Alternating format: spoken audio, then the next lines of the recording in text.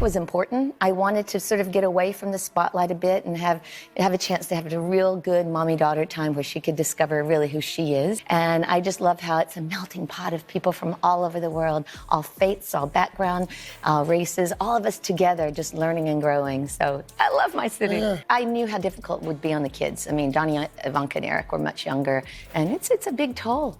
It can take a big toll on kids. It's a whole nother world. Imagine finding out your ex-husband used your own scandal to boost his career while leaving you to fall apart. Marla Maples just dropped a bomb, revealing how Trump staged their affair to land front-page headlines. And trust me, it only gets messier from here. Before we move on, I will like you to subscribe to the channel and like the video. What if the most humiliating scandal of your life wasn't just bad luck, but something orchestrated by the person who supposedly cared about you? That's what Marla Maples is now claiming about Donald Trump and their infamous affair. Picture this, it's the early 90s, and Maples is young, beautiful, and completely unprepared for the media storm that's about to hit her. According to her, Trump himself tipped off the tabloids about their relationship, dragging her into the spotlight whether she wanted it or not. And while it did wonders for his celebrity status, for her, it was a one-way ticket to being labeled a homewrecker and gold digger. Not exactly the glowing headlines you'd hang on the fridge. Because we were so different, it could get a little bit combative, as you can probably imagine, because I came in, yes, from Georgia, family values and a strong sense of, spiritual growth. That was probably attractive, that his bravado is attractive. And girls when we're in our 20s, we want to change the men we're with. And so I think you always hope in a marriage that you can bring out the best in each other. But after many years, we realized we weren't.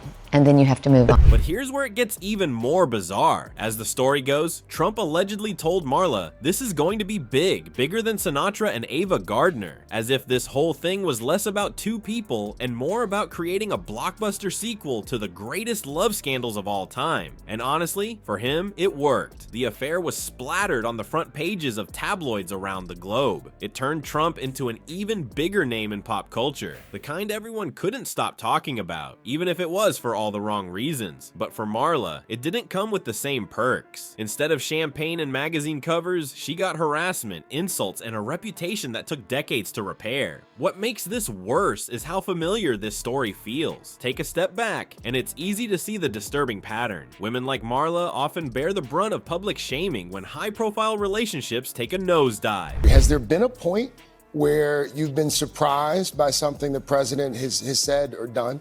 I don't want to be judged, so how can I judge another human being? I just want to give the best version of myself I can.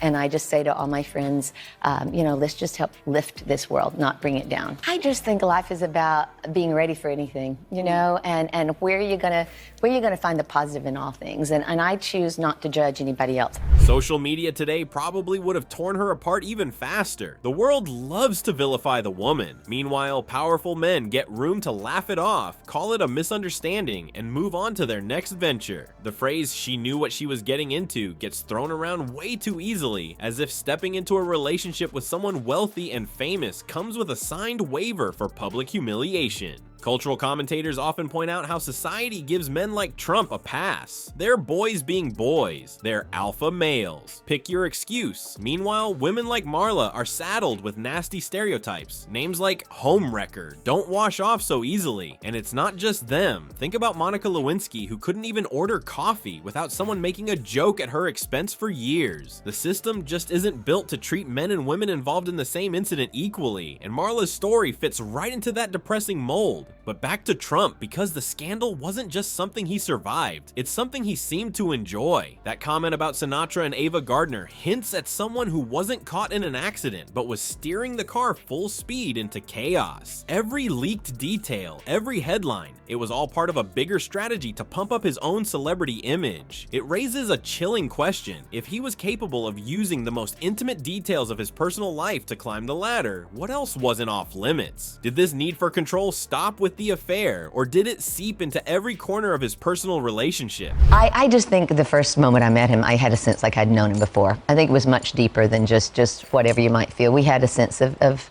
like, if you believe in past lives or you don't. What's something that would surprise us about Donald on the dating level? Like when you met and you started dating him, is he romantic? Is he flirty?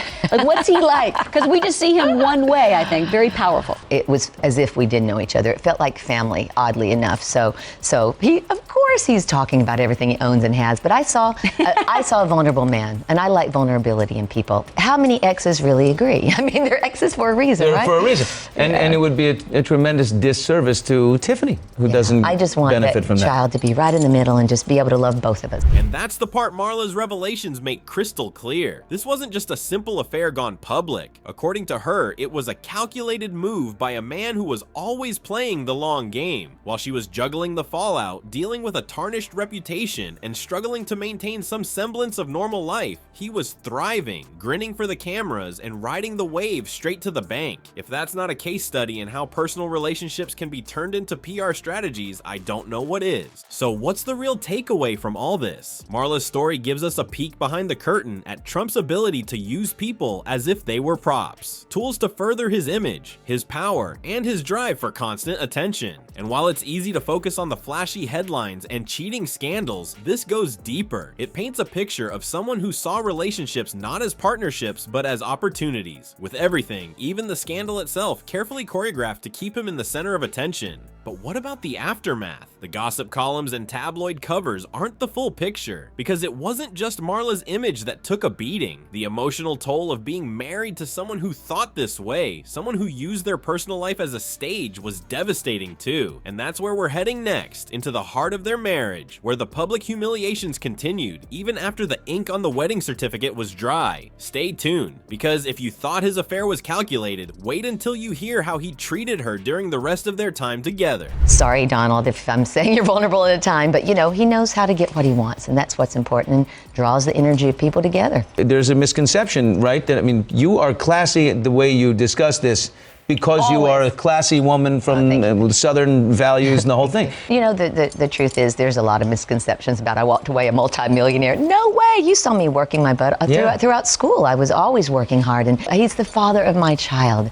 I do not want to ever speak negative about it. But do we agree on everything? Yeah. Absolutely not. We would be married if we still agreed on everything. What happens when your marriage feels more like a brand partnership than a love story? For Marla Maples, being Mrs. Trump was less about wedded bliss and more about navigating a constant cycle of emotional highs and devastating lows, all with a spotlight burning down on her. After the headlines about their affair quieted down, Marla hoped for something resembling normalcy. What she got instead could have come straight out of an emotional horror movie. According to Maples, the public humiliation didn't stop after she became Trump's second wife. It just got more creative. Imagine being pregnant with your first child, and instead of support from your husband, what you're dealing with is blatant infidelity being flaunted right in front of your face. Marla revealed that Trump allegedly paraded around with models while she was carrying their daughter, Tiffany. Just when you think it couldn't get worse, the stories take an even darker turn. Maples recounted a time at Mar-a-Lago when Trump invited a former Miss Universe over. Not exactly the guest you'd want showing up while you're there, trying to enjoy motherhood with your infant daughter. This wasn't a marriage, it was a PR production, with Trump playing the starring role and Marla left backstage holding the baby. The emotional toll of these public humiliations is impossible to calculate, but Maples offered glimpses into what it was like to live under that shadow. She shared a particularly heartbreaking story of her trying to shield Tiffany from the constant strain. When things felt overwhelming, Marla would cry in the bathroom, hoping her daughter wouldn't be able to hear. She described Tiffany leaving voicemails for Trump, begging him to come home from his trips. Now picture a little girl writing on a birthday card, "Daddy, please spend time with me," only for her emotional plea to be met with, of all things, a signed check. That's the image Maples painted of Trump's so-called love language. Experts weigh in on this, and what they see is chilling. Dr. Ramani Dvasula, who specializes in understanding narcissistic behavior, analyzed the interview where Marla opened up about her marriage. One key observation: Marla's body language said just as much as her words. When recalling Trump's betrayals, she touched her ring finger, a classic self-soothing gesture, and when she talked about Tiffany, her hands instinctively moved to her heart. It's clear her maternal instinct was in full force, but the emotional wear and tear Trump Trump left behind was just as obvious. Marla Maples' revelations about her marriage are more than just tabloid fodder. They shine a light on how Donald Trump views people close to him. He doesn't love people, he loves what they can do for him, she said, and that quote alone sums up a lot. If this is how he treats his family, it's worth asking what that says about his leadership. As Trump eyes another run for office, these stories are a sharp reminder of his transactional nature. Maples' journey, though, is inspiring. Proof it's never too late to reclaim your story, no matter how powerful the opponent.